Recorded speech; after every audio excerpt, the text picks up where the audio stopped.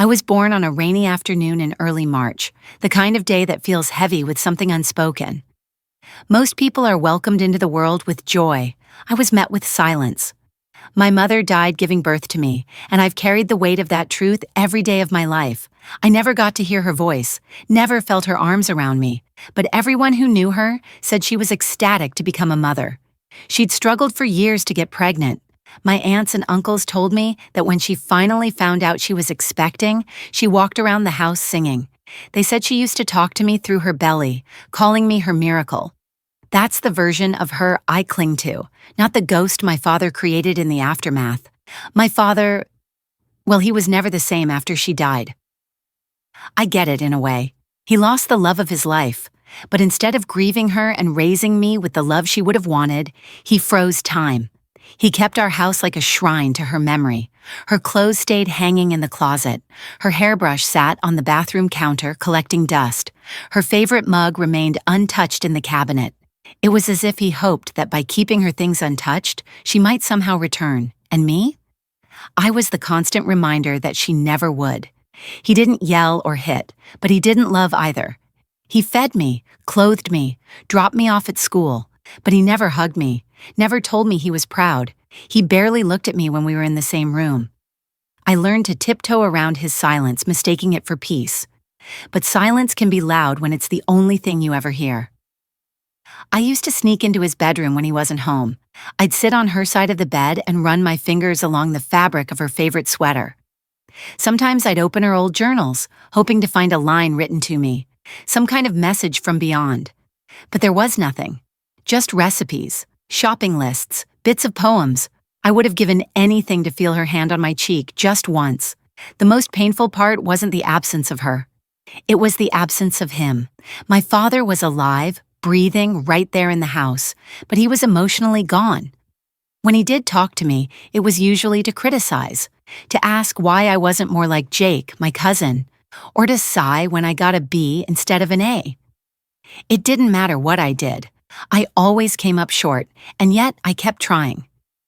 Deep down, I believed if I could just be enough, smart enough, helpful enough, quiet enough, maybe he'd look at me and not see death. Maybe he'd finally see his son. But that moment never came. Growing up in a house that feels like a tomb does something to a person. It makes you question your right to exist. It teaches you that love is something you have to earn, and even then, it might never come. This is how my story begins, not with love or joy, but with a lifetime of longing. And as I would soon learn, things were only going to get harder. I was 9 when everything shifted again. The phone rang late on a Tuesday afternoon while I was finishing a worksheet at the kitchen table. My father answered, and I'll never forget how his face fell, how his shoulders sagged as though the air had been sucked right out of him. That was the first and only time I saw my dad cry. The call was about my uncle, his younger brother, who had died in a car crash that morning. He left behind a 7-year-old son named Jake. Within a week, Jake started spending weekends with us. Within a month, he was practically living in our house. My father welcomed him in with open arms, a boy who had just lost his dad, taken in by the man who barely acknowledged his own son. At first, I was hopeful. I thought maybe Jake's presence would bring some light back into the house, that maybe, with another kid around, my father might soften, that he might see me in a new light. But I was wrong. Instead, I became invisible. Jake was everything I wasn't. Outgoing, athletic, charming, the kind of kid who could walk into a room and have every adult wrapped around his finger in 5 minutes. My dad, who hadn't smiled in years, was suddenly cracking jokes, tossing the football, and going on fishing trips with Jake. He'd ruffle his hair and call him Champ. Meanwhile, I sat on the sidelines, clutching a library book and pretending not to notice. Every time I tried to join in, my dad would brush me off. "Why don't you go read or something?" he'd mutter, as if that's all I was good for. He started comparing us, sometimes subtly, sometimes not. Jake wouldn't leave his sneakers all over the house. "Why can't you be more like Jake?" I started hearing his name more than my own, and slowly I realized Jake wasn't just a guest. He was becoming the son my father wished he had. I remember one day in middle school, I was 12, when I came home buzzing with excitement. I had just won first place in the school science fair with a working solar system model I'd built by hand. I spent weeks crafting every planet, making them rotate with tiny motors powered by batteries. I thought, this is it, he's going to be proud. When I walked into the living room, my dad and Jake were watching a football game. I stood in front of the TV, holding my certificate, grinning. "Dad, I won." He didn't even look at me. "That's nice," he said, not even turning his head. Then, laughing, he nudged Jake. "Did you see that touchdown?" I just stood there, heart pounding, slowly lowering my certificate. I wasn't even in the room anymore. As we got older, it got worse. We were in the same grade, but I did better in school. Still, my achievements were dismissed. My dad would say, "Grades don't matter in the real world. Jake's a people person, that'll take him farther." I started working harder, not because I cared about school, but because I thought maybe, just maybe, I could earn my father's approval. I joined sports teams I hated, memorized facts about football to make conversation. I even shaved my head once because Jake did, thinking it might make me look tougher, more like the kind of son he wanted. It didn't matter. Nothing I did ever mattered. Jake was the sun and I was the shadow. My father didn't have room in his heart for both. And the saddest part? I still kept hoping. By the time I was 17, I had learned to live on scraps, not just food, but love, attention, recognition. I had stopped trying to be noticed by my father. It hurt too much to hope.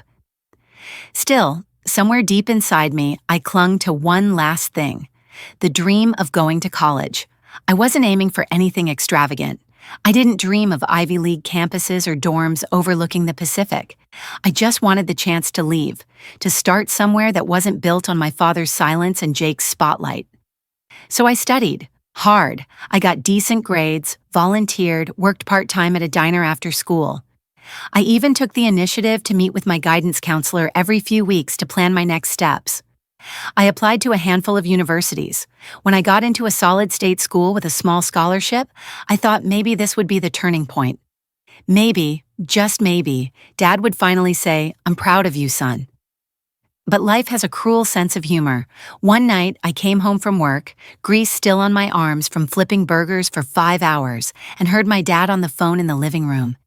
He was pacing, speaking in that rare, upbeat voice I only ever heard when he talked about Jake.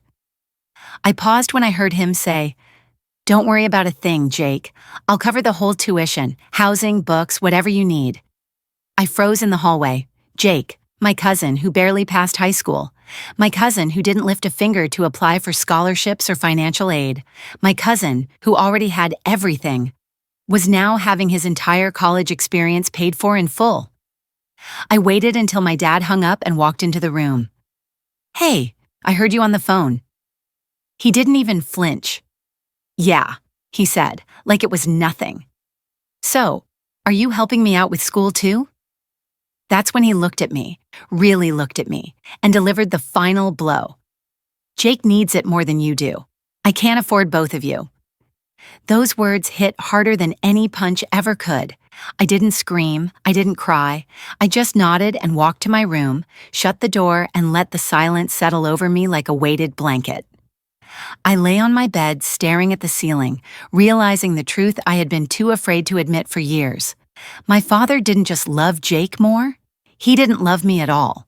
Over the next few weeks, I scrambled. I picked up more shifts, applied for more scholarships, took out student loans. I was determined not to give up, not to let his rejection define my future. But reality had other plans. Between school, work, and exhaustion, something had to give. Halfway through my first semester, I dropped out. It broke me. I packed up my things from the tiny dorm I had fought so hard to get into and moved into a cheap basement apartment with 2 other guys I barely knew. I took a full-time job bussing tables at a nearby bar. I kept telling myself I'd go back to school, eventually, but deep down, I knew the detour wasn't temporary. It was survival. Meanwhile, Jake posted photos online from his new dorm. Brand new laptop, spring break trips, late-night parties with friends, all funded by the father who barely remembered to ask if I'd eaten. That's when I stopped calling. I didn't even tell him I dropped out. What was the point? He never once checked in, not a call, not a text, nothing. It was the end of something, not just of my college plans, but of my willingness to keep chasing someone who never saw me. And that's when I knew. I had no choice but to build a life without him in it. The winter after I dropped out of college was the coldest I remember.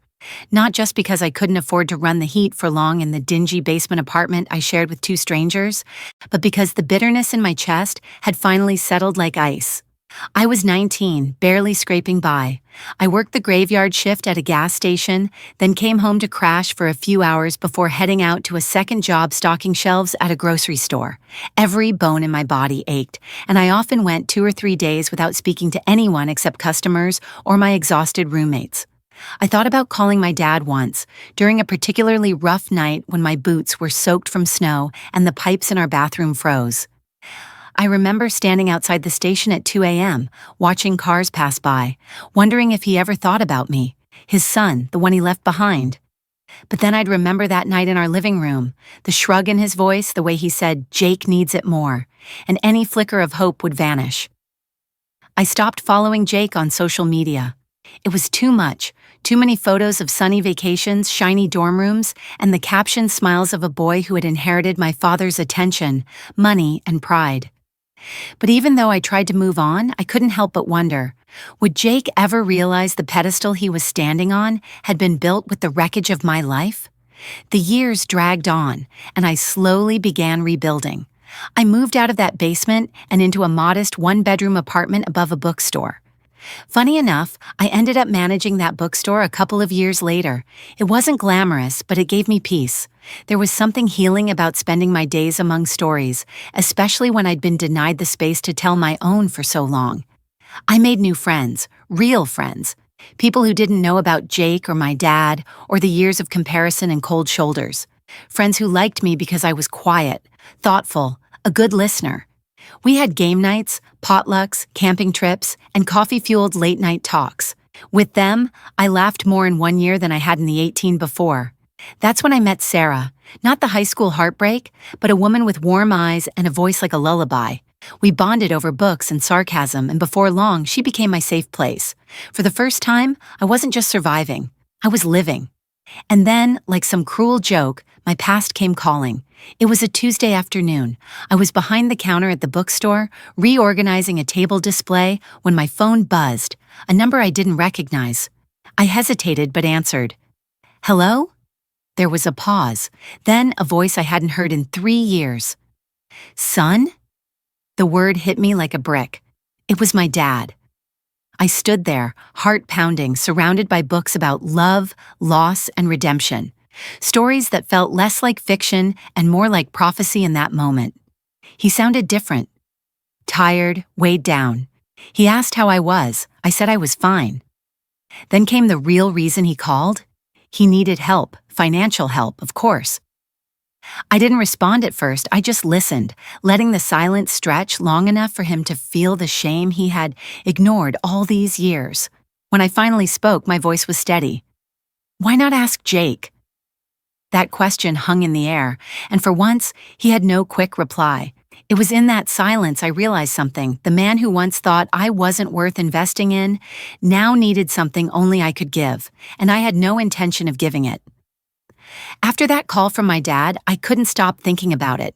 I should have felt triumphant, vindicated even. For years, I had been the forgotten son, the overlooked one. Now, the same man who couldn't be bothered to help me stay in school was asking for help because the person he did invest everything in had failed him. But instead of triumph, I just felt tired. I spent the next few days in a fog, rehashing every memory, every cutting remark, every time I was made to feel small in my own home. I remembered all the times Jake was handed opportunity after opportunity while I scraped together the broken pieces of my life. So I decided I wanted to know exactly why he was reaching out now. I called Mrs. Peterson, one of my mom's closest friends. She used to babysit me when I was little and had always treated me kindly.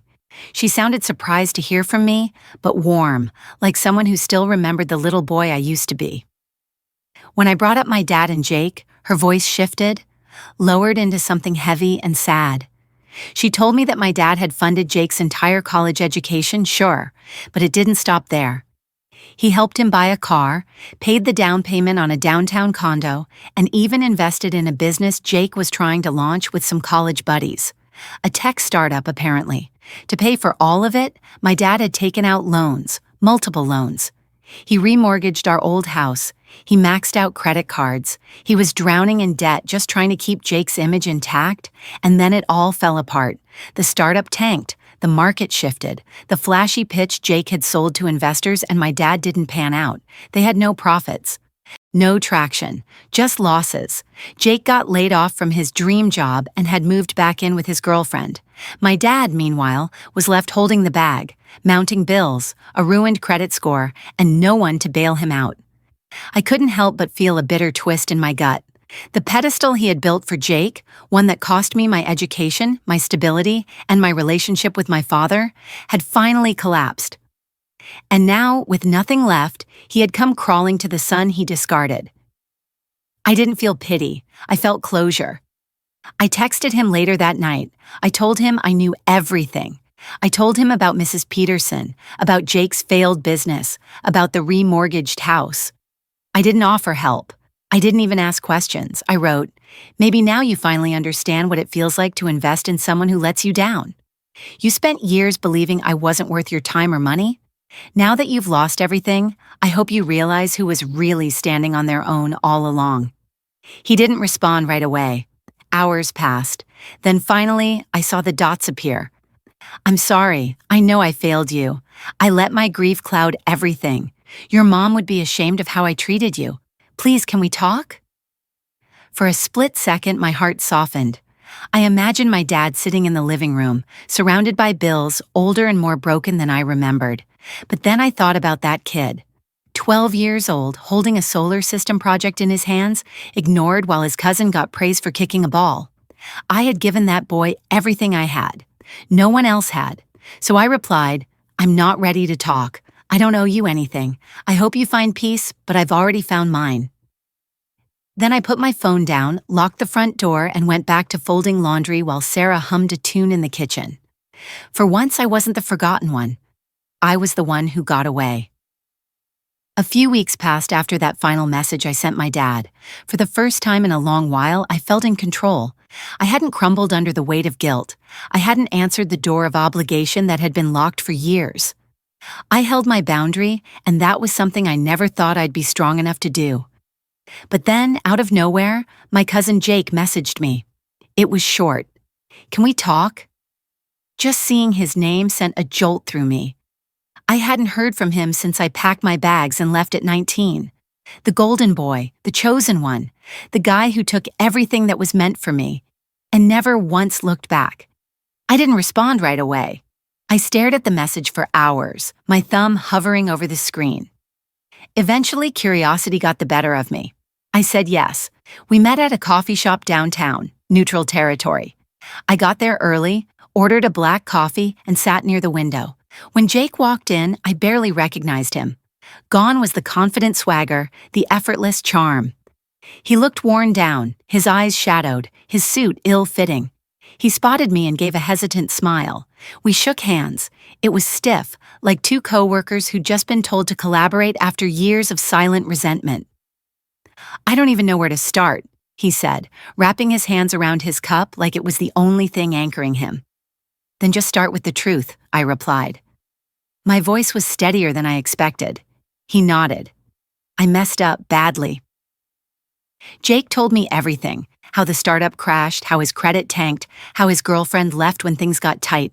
But more than that, he talked about our dad, how much pressure he felt to live up to the image our father had built around him, how he never asked for all that money, but never refused it either, how he was too scared to fail because failure meant letting the only father figure he had down, and then he said something I wasn't ready for. "I knew how he treated you. I saw it. I just didn't want to lose the one thing I had, so I stayed silent." That hit hard. All those years, me trying to prove my worth while Jake watched silently from the pedestal our father built for him. And now he sat across from me, not gloating, not smug, but hollowed out by guilt. "I'm not here to ask for anything," he said. "I just wanted to say I'm sorry for taking the spot you deserved, for not speaking up." I didn't know what to say. Part of me wanted to scream. Another part just wanted to cry, but I didn't do either. I took a deep breath and said, "It's going to take time." He nodded, looking down. "That's fair." When we walked out of the cafe, he offered a handshake again, but I went in for a hug. Not because everything was forgiven. Not because we were suddenly family again, but because for the first time, I saw him not as my rival, but as another kid caught in the wreckage of our father's mistakes. That night, I sat on my porch alone. I watched the streetlights flicker, the wind rustle through the trees, and I let myself feel something I hadn't allowed in years. Grief. Grief for the father I never had, for the little boy who begged for attention, for the milestones I reached with no one to clap. But along with the grief came something else. Closure. I may not have gotten the love I deserved back then, but now I was building a life where love wasn't begged for. It was given freely to people who earned it. And for the first time in years, I wasn't looking back.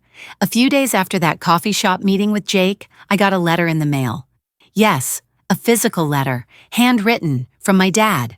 The envelope had no return address, just my name in the middle in his familiar all-caps block handwriting. It caught me completely off guard. For a moment, I didn't even want to open it. I debated throwing it away, but something told me this was different, and maybe I needed to know what he had to say now that Jake had broken the silence. I sat down at my kitchen table, hands trembling slightly, and tore it open. It was dated 3 days prior. "Son," it began.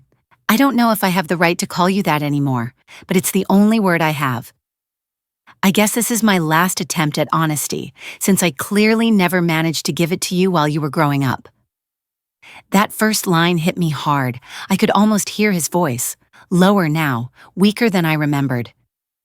"I failed you, not in the way people fail over little things. I failed you in the core of what a father is supposed to be. I let grief turn into resentment. I let my guilt over your mom's death wrap around my heart like barbed wire, and instead of facing it, I pushed it onto you." I felt a sharp breath catch in my throat. I had waited my entire life to hear those words, but now that I was reading them, I didn't know what to feel. I don't know why I chose Jake. Maybe because I needed to believe I could still be good at something. Maybe because I didn't know how to love what reminded me so much of what I'd lost. I know that's not your fault. It never was, but I punished you anyway.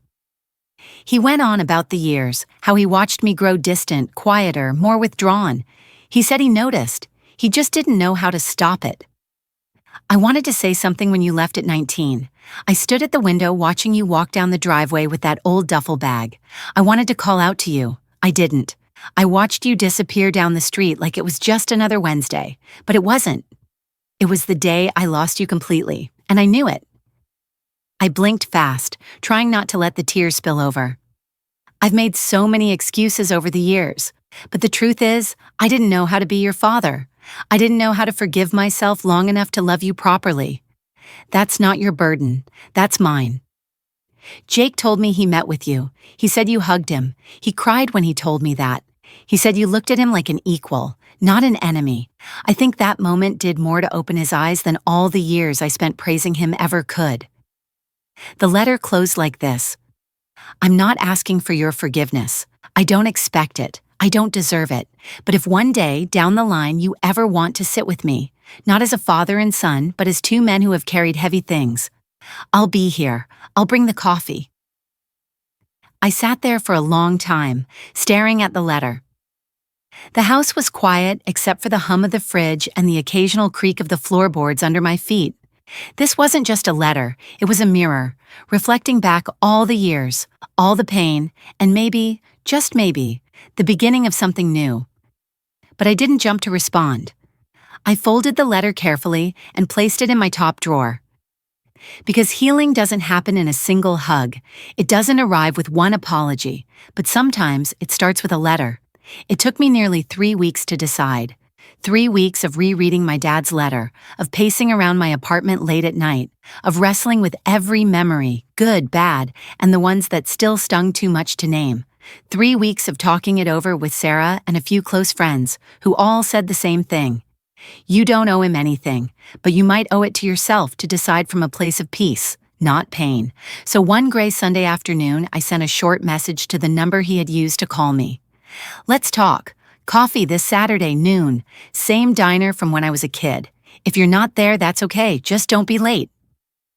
I showed up 10 minutes early, sat at the booth by the window, the one where he used to take me after soccer practice when I was 8. That booth had seen so many silent meals, me eating pancakes while he sipped black coffee and read the newspaper. I used to pretend it didn't bother me, the way he'd never ask how school was or if I liked the sport. I just wanted to sit across from him and feel like I mattered. Now here I was again, same table, different version of me. At exactly 12:01, the door chimed and he walked in. He looked older than I remembered, more stooped, with deeper lines around his eyes. But the moment he spotted me, there was a softness to his face I had never seen before, not in my entire life. He approached the table slowly, like he was still unsure if I'd stay. "Hi," he said.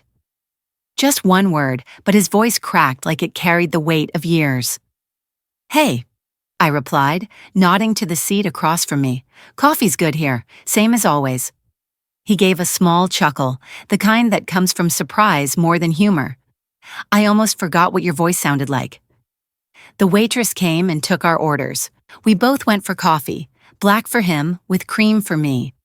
No small talk, just that strange, aching tension hanging between us. For a while we just sipped in silence. Then slowly, he started to talk. He didn't try to defend the past. He didn't make excuses. He simply told the truth. About his grief over Mom, his shame, his inability to show love when all he felt inside was guilt and regret. "I thought Jake was a second chance," he admitted, staring into his cup. "I didn't realize I was destroying the only chance I actually had." I nodded but said nothing. "I see you now," he added. "I see what I missed, and I don't expect you to forgive me. But I want you to know I've been trying. I go to therapy now. I talk to a grief counselor. I'm learning how to be better even if it's too late to matter." For the first time, I believed him. I didn't break down. I didn't offer forgiveness, but I did say, "I'm not here to fix the past. I'm just here to make sure I'm not carrying it anymore." And we sat like that for another hour, two men with the same last name, drinking coffee, letting silence speak for all the things we couldn't. When we finally stood up to leave, he looked at me and said, "Thank you for giving me this." I replied, "Don't thank me, just don't waste it." As I walked back to my car, I felt something shift. Not everything was healed, but something had started. Sometimes closure isn't about perfect endings. It's about knowing that you survived, that you grew, and that you no longer need someone else's love to define your worth. I drove home that day feeling lighter. Maybe I hadn't gotten the father I needed, but I became the man I was always meant to be, because I learned to stand tall even when no one was clapping, and that was enough.